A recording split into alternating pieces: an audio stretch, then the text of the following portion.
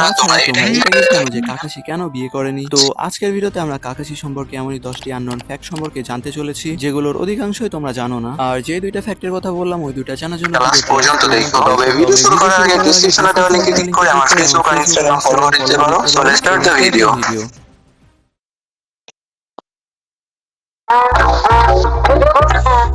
তোমরা কি জানো হিরোজেন সারোটোমি মারা যাওয়ার পরে যখন ফিফথ হোকাগে চুজ করার সময় আসে, তখন ভিলেজ এল্ডার্স আর জিরায়ে মিলে কাকাশিকে ফিফথ হোকাগের একজন ক্যান্ডিডেট হিসেবে ধরে। তবে পরে জিরায়ে কাকাশিকে বাদ দিয়ে সোনাটাকে ফিফথ হোকাগে বানানোর জন্য বলে, এবং তার সাথে কাকাশিও তখন প্রস্তুত ছিল না, যে জন্য সে ফিফথ হোকাগের প্লেসটা নিজেও নিতে চায়নি। কারণ হিরোজেন সারোটোমি মারা যাওয়া সবকিছু একদম হঠাৎ করে হয়েছিল, এবং সে কারণে সে মানা করে দেয়।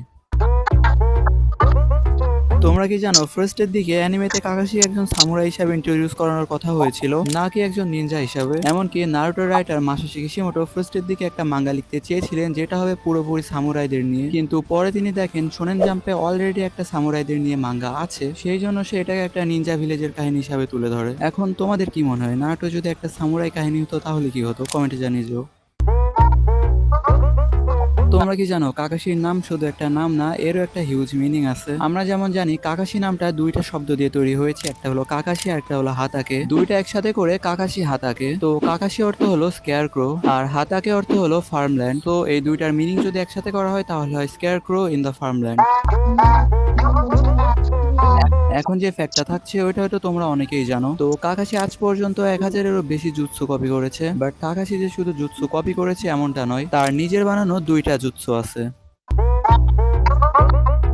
তোমরা কি জানো একটা ইন্টারভিউতে নারুটো রাইটার মাসাশি কিশিমোটোকে জিজ্ঞেস করা হয় যে আপনি যদি নারুটোর কোনো ক্যারেক্টারদের নিয়ে আলাদা একটা মাঙ্গা লিখতে চাইতেন তাহলে কাকে নিয়ে লিখতেন? তখন মাসাশি কিশিমোটো অ্যান্সার দেয় যে তার কাছে যদি সুযোগ থাকতো এবং যদি তিনি নারুটোর কোনো ক্যারেক্টারদের নিয়ে আলাদা একটা মাঙ্গা লিখতে চাইতেন তাহলে তিনি কাকাশি হাতাকেকে নিয়ে লিখতেন।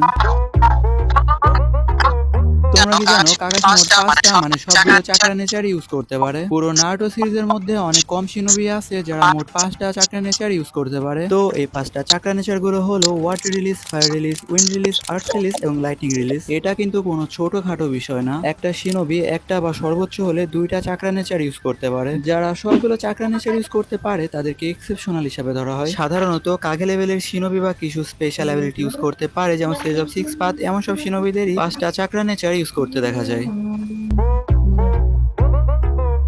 পুরো নারুটো সিরিজের one of the most iconic jutsu Chidori. তো এখন তোমরা কি জানো কাকাশি হাতাকে মাত্র 12 বছর বয়সে চিদোরি ইনভেন্ট করে? Yes, you heard it right, মাত্র 12 বছর বয়সে। আর এই জুৎসুটা সে ভুল করে বানিয়ে ফেলে। সে মূলত রাসেনগানের সাথে লাইটিং রিলিজ কম্বাইন করে, আর এভাবেই তৈরি হয়ে যায় পুরো নারুটো ভার্সের one of the most iconic jutsu Chidori.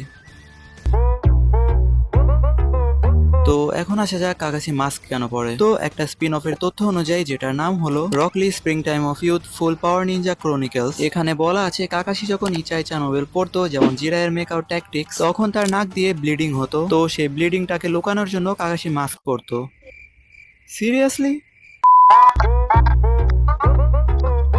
তো এখন আসা যাক আমাদের ভিডিও লাস্ট ফ্যাক্ট নাম্বার 1। তোমরা কি জানো কাকাশি বিয়ে কেন করেনি? তো এটার একটা না দুইটা না অনেকগুলো থিওরি আছে। তো তার মধ্যে থেকে একটা থিওরি এটা বলে যে আজ পর্যন্ত কাকাশির যত বিলাভড ওয়ান ছিল, মানে কাকাশি যাদেরকে ভালোবেসেছে, তারা সবাই মারা গেছে। যেমন কাকাশির বাবা সাকুমো হাতাকে, রিন, ওবিতো, মিনাটো, কুশিনা সবাই মারা গেছে। তাই কাকাশি মনে করে তার উপর এটা একটা কার্স, এবং সে কারণে কাকাশি কাউকে বিয়ে করেনি। যদি বিয়ে করতো তাহলে কাকাশির মতে সেও মারা যেতে পারতো। আসলে অনেকগুলো থিওরির মধ্যে আমার কাছে এটাই ভ্যালিড লাগলো, সে কারণে আমি এটাই বললাম। সো হ্যাঁ, আজকের জন্য এই পর্যন্তই। তো ভিডিওটা কেমন লাগলো সেটা তোমরা কমেন্টে জানিয়ে যেও। আমার ফেসবুক পেজ